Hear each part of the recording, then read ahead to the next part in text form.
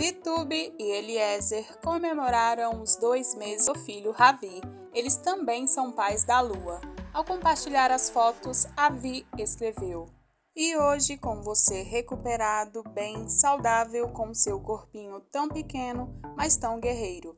E hoje me dando os sorrisos mais lindos do mundo e cheio de vida.